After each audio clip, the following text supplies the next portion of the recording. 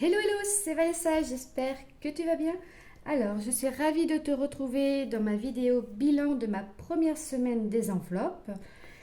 Alors, moi, ce que je pourrais en dire, c'est que je suis vraiment en apprentissage sur mes enveloppes virtuelles et espèces, puisque je me rends compte que j'utilise quand même énormément la carte. Et donc, ça m'oblige en fait quelquefois à aller en magasin pour utiliser mes enveloppes espèces. Je trouve ça dommage. Donc voilà, pour le mois prochain, je pense que je vais faire différemment. Je fais le mois comme j'avais dit. Et on va faire un petit bilan de comment s'est passé cette semaine. Donc pour commencer, alors au niveau des enveloppes, donc j'avais commencé avec les trackers. Et moi, ça ne me correspond pas du tout. Je ne sais pas comment vous faites, mais moi, les trackers, je ne me vois pas noter euh, dans ça, en fait. Je sais pas, ça me gêne, les trackers. Pour le moment, peut-être que parce que je suis encore en apprentissage sur mes enveloppes, donc je ne suis pas à l'aise avec les trackers. Donc les trackers, je vais les enlever pour le moment, puisque je suis plutôt à l'ancienne. J'ai fait un cahier qui me correspond mieux pour moi, où j'ai carrément une visibilité. C'est mieux pour moi, enfin ça me correspond mieux. J'ai un cahier que j'ai personnalisé, hein, je l'avais acheté il y a quelques mois déjà chez Action et je l'avais jamais utilisé. Donc voilà, j'ai trouvé son utilité. Donc pour moi c'est beaucoup plus simple en fait d'avoir toutes les catégories comme ça sous les yeux et ça me permet également de mettre d'autres éléments qu'on verra ensemble sur la fin. Donc pour moi, je laisse de côté actuellement les trackers, je garde le système des enveloppes espèces et virtuelles. Et voilà, c'était pour faire un petit point par rapport à ça. Et je propose tout de suite de faire les bilans des dépenses de cette semaine avec les enveloppes.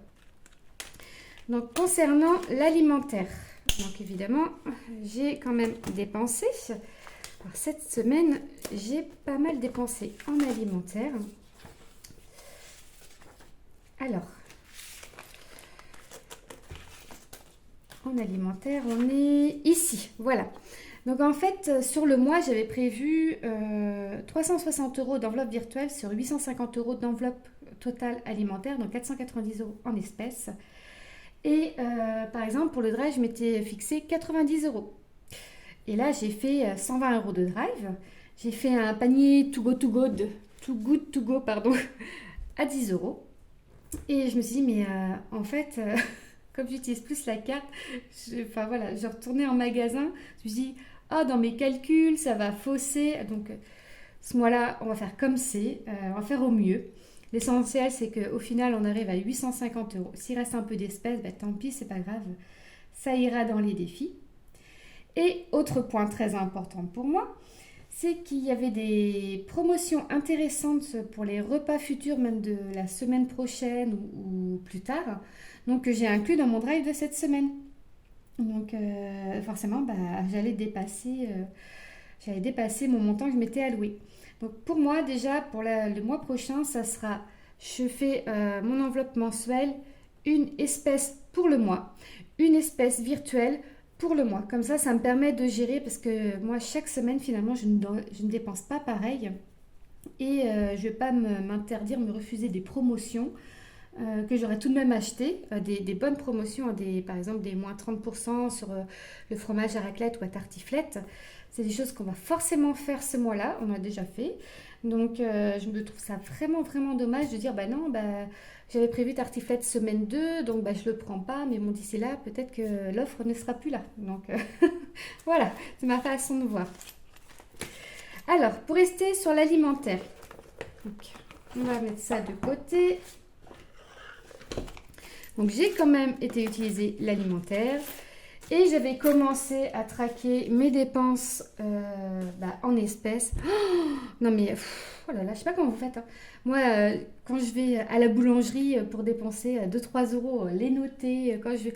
Ah, je dis oh là là, mais ça demande plus de travail que j'imaginais. Donc moi, j'ai plutôt habitué à la carte. Donc, je vais trouver mon système. Je vais trouver mon système, hein, de toute façon. Donc, sur les 110 euros, alors, il me reste 2 billets de 5. Donc, ça fait 10.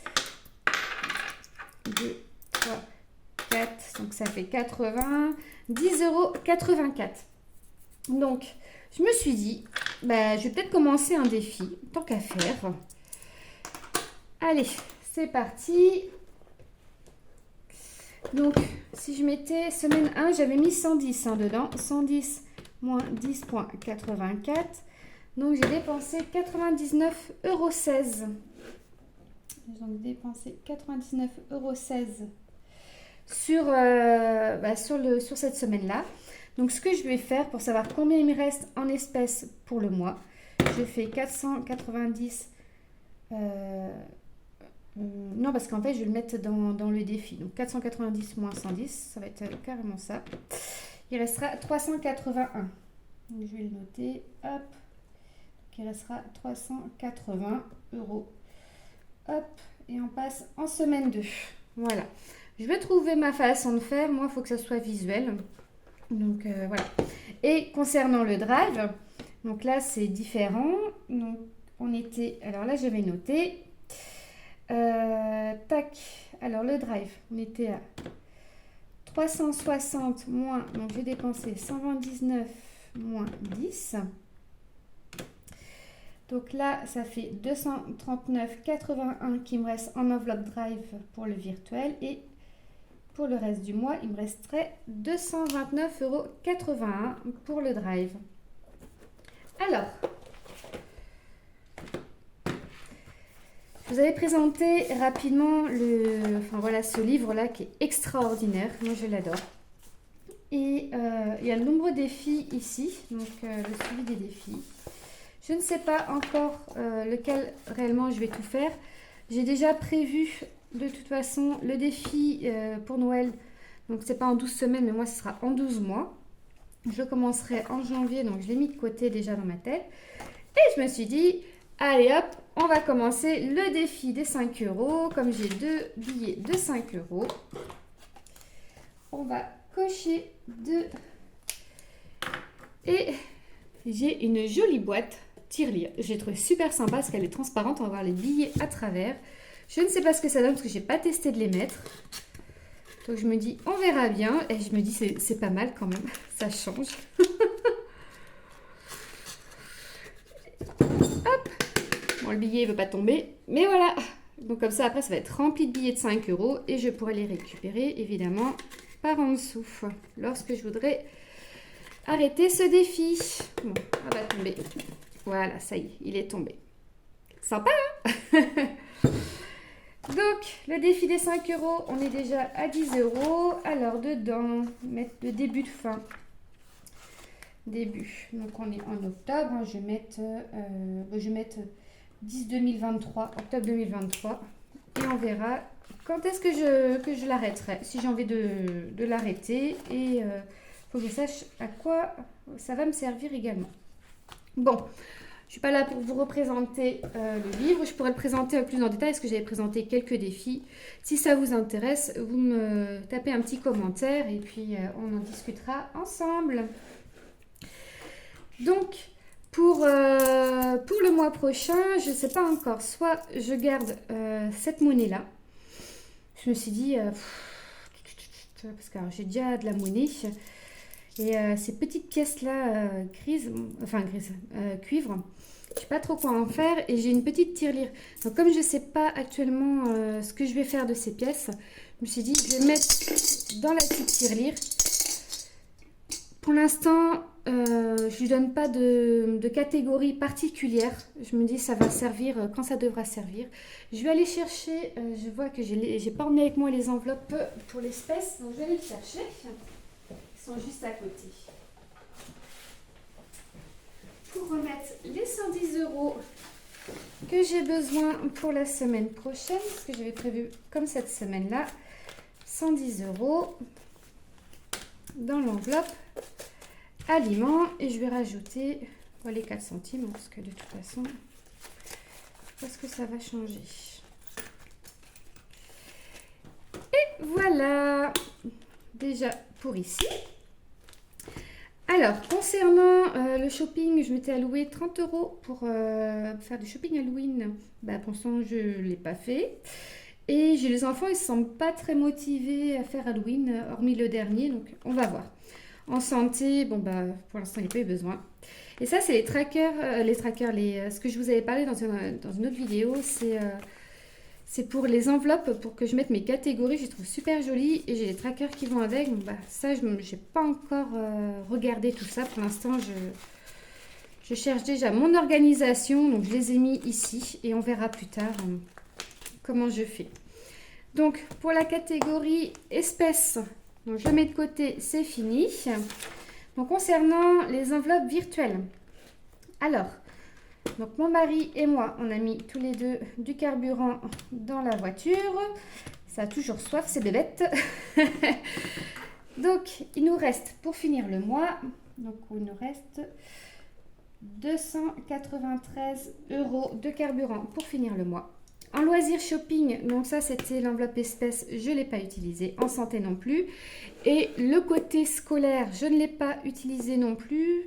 Par contre, j'ai des livres à acheter pour les enfants. J'attends juste celui de ma fille aînée pour pouvoir faire une commande groupée. Voilà. Ensuite, alors j'ai commencé à m'atteler à faire le petit lutin du Père Noël. Et ce mois-là, donc j'avais mis dans mon budget mensuel 55 €. Cependant, j'ai plus de 55 € sur les comptes, puisque j'ai déjà un budget aussi Noël qui est déjà de côté. Donc, j'ai dépassé le budget que j'avais mis pour Noël. Je ne suis pas dans le rouge, hein, je précise, puisque j'ai déjà cet argent. Cependant, comme je fais des achats d'occasion, je me suis dit c'est vraiment dommage de passer à côté et d'attendre le mois prochain que je finance par papier, en fait, que je mette par papier. Bah alors, je vais mettre plus pour Noël. Je pensais pas faire autant ce mois-là. Pour moi, vraiment, les gros cadeaux, enfin, quand je commence à vraiment, c'est plutôt au mois de novembre. Sauf que là, au mois d'octobre, ben, j'avais plein de bonnes occasions. Donc, je dis, bah, ça sert à rien de louper les bonnes occasions. Et on y va. Donc, en cadeau pour Noël, donc c'est uniquement beaucoup du Vinted. Donc, en Vinted, j'en ai pour 79 €. Et en tout, je suis déjà à 147 €. Et j'avais prévu 55 €. Donc, j'ai dépassé, par exemple, mon budget de 92. Je ne sais pas comment je vais remettre cette catégorie-là. Pour l'instant, je laisse telle quelle. Ça ne m'empêchera pas de continuer les cadeaux de Noël dans le mois si je vois des choses intéressantes. Normalement, j'en aurai peut-être encore un à ajouter parce qu'il est en négociation sur Vinted. À voir si ça se finit ou pas. On verra. Donc, voilà. Et j'avais fait une autre catégorie que je trouvais très intéressante à vous présenter. C'est ma catégorie économie. Parce que je me dis, bah attends, tu fais des économies quand même. Donc, ce serait bien de noter en fait qu'est-ce que ça représente comme économie. Alors, depuis le début du mois, j'ai coupé les cheveux à mon mari et à mon aîné. Donc, je me suis dit, s'il serait allé chez le coiffeur, on en aurait eu pour 36 €. J'ai fait une coupe femme à ma fille de 15 ans. Donc pareil, si elle aurait été chez le coiffeur, bon, je sais que c'est un peu plus cher, mais bon, on va dire, j'ai pas fait le massage du cuir chevelu. Donc j'en aurais on a mis 25 €. Et je me suis dit aussi, tous les achats que je fais, panier anti-gaspi, Vinted, la différence entre ce que j'aurais payé plein pot et ce que j'ai acheté, c'est intéressant aussi de noter réellement l'économie que j'ai faite. Donc en achat Vinted, ça a monté très vite. Hein.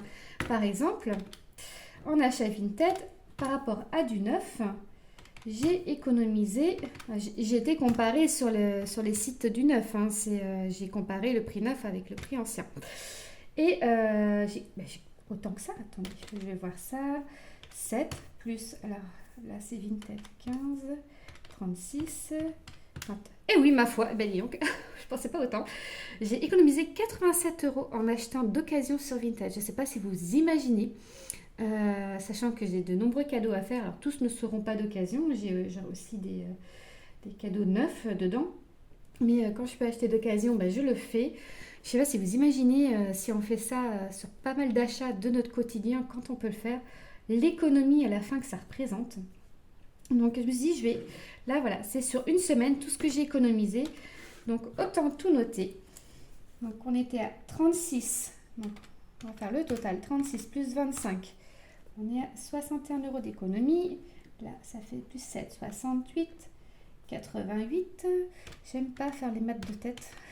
Ça demande de réfléchir. 103 plus 36, 139, plus 29, 168. Et voilà. Donc, cette semaine-ci, j'ai économisé 168 euros que je n'ai pas dépensé grâce à ma façon de faire les choses ou de consommer et je trouve ça super. Franchement, je suis super contente et c'est vrai que souvent je disais à mon mari, ah bah tu vois ça, on aurait dû faire ça, on aurait dû faire ça. C'est pareil, il faudrait que je rajoute, mais je ne connais pas les prix. Mon mari a changé une pièce sur la voiture, il a acheté sur Oscaro, il a changé, et c'est pareil, si on aurait dû aller au garage, voilà, on en aurait eu pour nettement plus cher, hein. La main d'œuvre, on ne l'a pas payé vu que c'est mon mari qui l'a fait. Donc voilà, des petites choses comme ça je ne l'ai pas noté parce que clairement je ne connais pas trop les prix. Donc on va dire que c'est du bonus plus plus qu'on n'a pas sorti. Mais c'est vraiment très intéressant de faire aussi une partie économie réalisée. Donc moi, ce sera sur le mois d'octobre, puis je continuerai comme ça à l'envers. Donc ce cahier, je le trouve super bien pour plusieurs raisons. Alors, bon, déjà, je vais pouvoir le peaufiner, l'adapter de mois en mois par rapport à ce que je dépense et tout. Mais également, comme j'ai tout qui est noté, qui est centralisé au même endroit, ça va me permettre aussi de voir ma façon de consommer. Si par exemple dans 6 mois j'ai envie de retourner hop, sur 6 mois en arrière, je peux voir réellement comment je dépensais, ce que j'avais dépensé dans telle catégorie. Donc c'est vrai que par rapport au tracker où c'est volatile, j'aime bien ce système. Après, chacun fait comme il veut. Vous, je sais, vous êtes peut-être plutôt adepte des trackers. D'ailleurs, si vous pouvez me dire comment vous faites avec vos trackers comme ça. En fait, vous enlevez, vous notez à chaque fois et après vous les conservez ou vous les jetez. C'est vrai que la compréhension du budget, ça va mettre plusieurs mois à le comprendre. Moi, ça fait déjà plusieurs mois que je fais mon budget. Ça, j'ai commencé en mars et il n'est pas encore entièrement intégré. Et là, j'ai mis en plus un nouveau défi, c'est les enveloppes espèces. Alors là, mais bon, si j'ai envie de faire un peu de défi épargne, je trouve ça sympa. Et puis, ça m'arrive aussi d'aller en magasin ou en boulangerie ou chez le primeur. Donc, il faut que je trouve le juste équilibre. Ça va le faire. Voilà, donc pour la semaine prochaine, j'essaierai de faire également un bilan. Si j'ai le temps, évidemment, je vous ferai un bilan de la deuxième semaine. Pour le moment, ça se passe super bien. Toute la famille est derrière et il comprend pourquoi on fait ça et l'intérêt également. Et voilà, je vous remercie de m'avoir suivi. N'hésitez pas à vous abonner et à vous liker. Et on se retrouve à la semaine prochaine. Ciao, bye bye.